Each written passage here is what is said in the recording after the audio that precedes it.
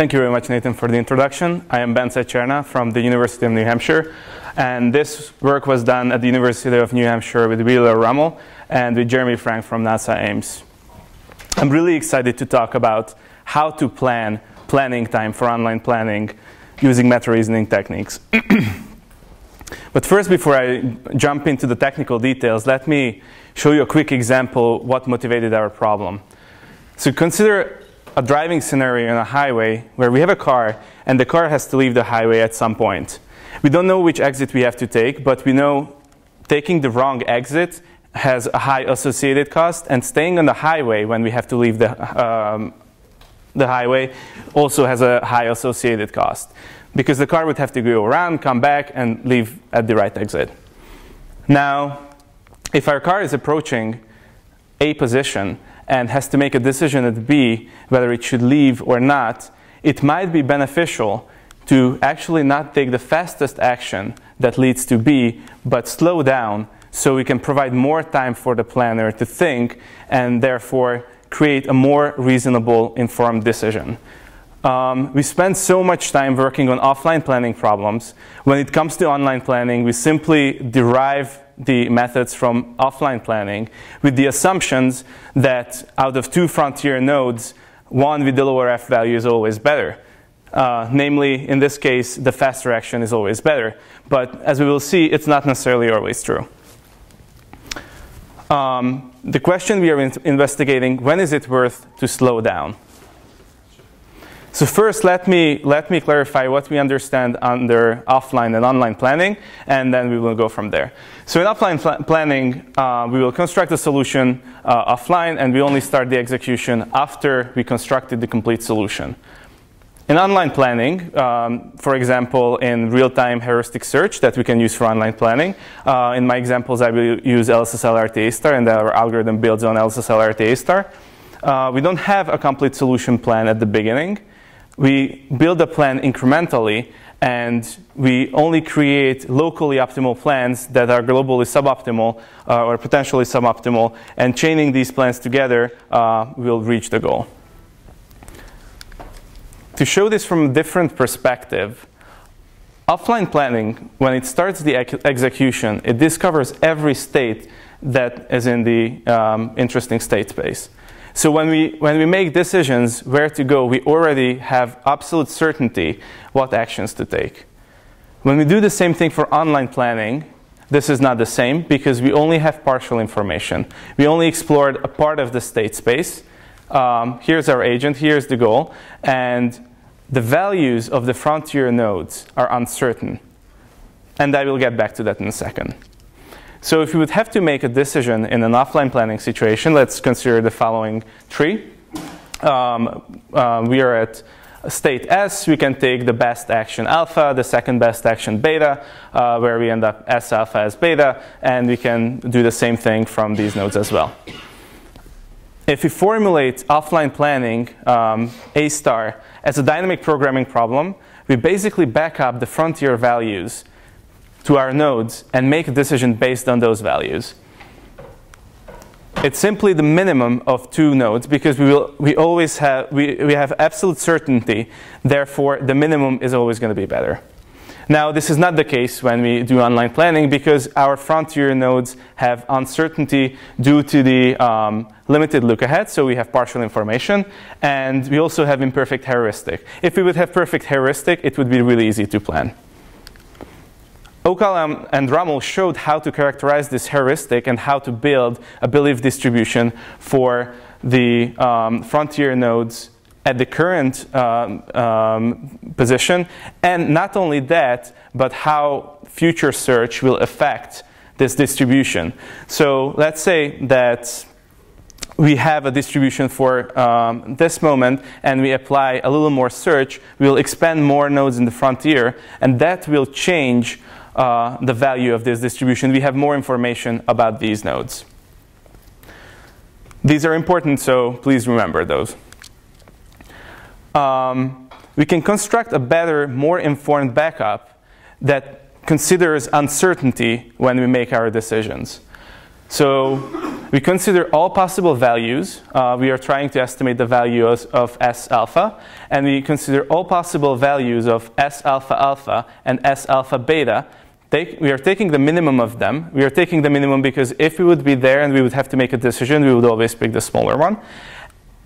And we weight that minimum by the likelihood that the likelihood of their occurrence at the frontier.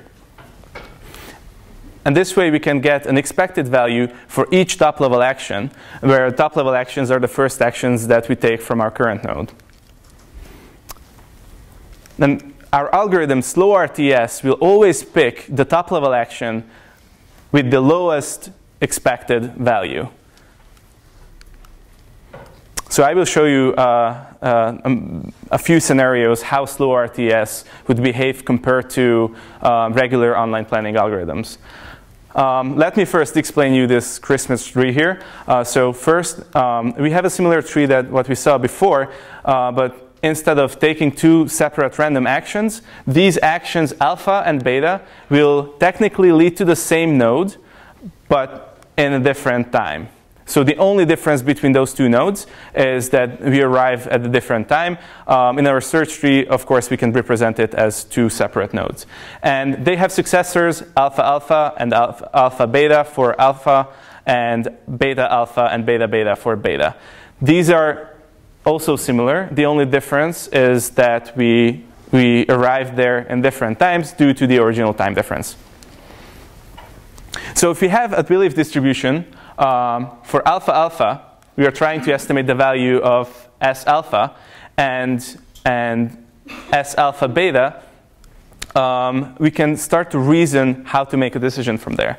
If we take the fast action, the execution time of that fast action will add to the search time that we can spend here at S alpha. So when we arrive at S alpha, we can do additional search because that action takes some amount of time.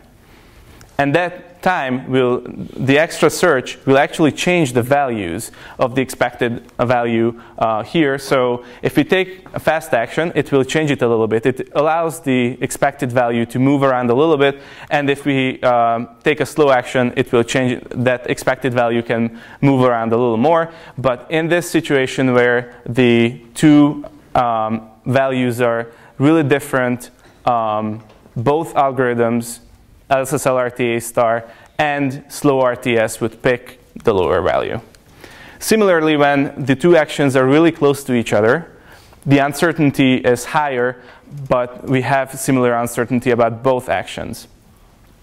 The interesting scenario is what happens when we have different certainty about the action. So alpha alpha here has a better value. We are kind of certain about it.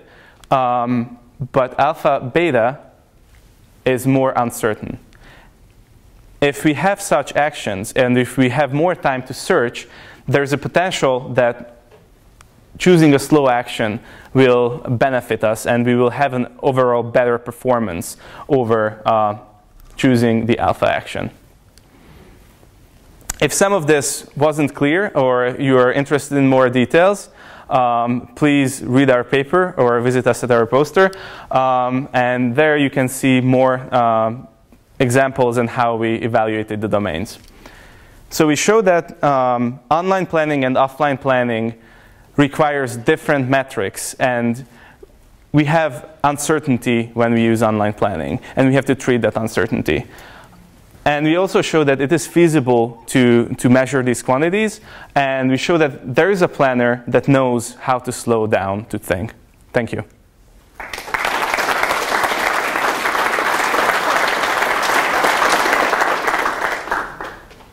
Lots of time for questions. Gmail.com is connecting. So, are you assuming that when you act on, you have to always take the next action? Because instead of taking a slower action, you can take the faster action, but also delay execution after that and wait for the online calculation as a separate decision. Yes, we assume that we always have to execute an action. This is probably a very naive question. When I need time to think in a car, usually I look for a roundabout and I just go around in circles. So can you produce this kind of behavior? Yeah, so the previous work actually considered action or domains where you have identity actions. So I would consider that roundabout is an identity, a long identity action, and then you can do that circling until you're certain, or you think it's beneficial to do one more round before you leave. So don't think about OP and P. Yeah. So this seems pretty interesting for robotics when there's actually dynamics that the robot must follow, even if it does nothing. So do you see how like obvious ways of integrating this into an RRT type of approach?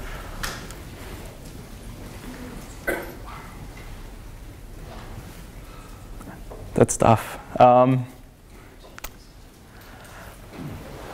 I don't really have a quick answer for that. Yeah. It seems really interesting. Wheeler. So this is if you're using RRTs in a real-time context where you have a sort of receding horizon, then I think this could be applicable, because so this is I mean any place in which you have action durations. So RRTs, you could talk about the cost of trajectories as being the durations of the actions, and this would apply directly. But it's based around this sort of receding horizon framework. So most people use RRTs offline and find a complete plan. But if you were to use it in a real-time context, this would certainly work.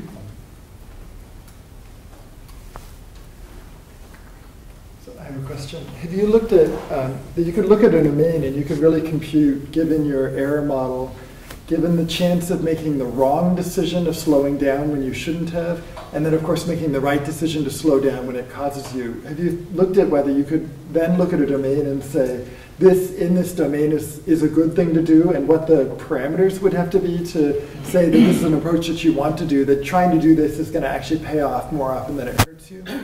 So the distribution is something, it's not a general thing. It would be better if it's tuned to the domain. So we assume that the domain or the user of the planner will provide us that distribution, and then you can use this method. It would be definitely beneficial to construct such distributions so it would work better in one particular domain. Okay, any last question?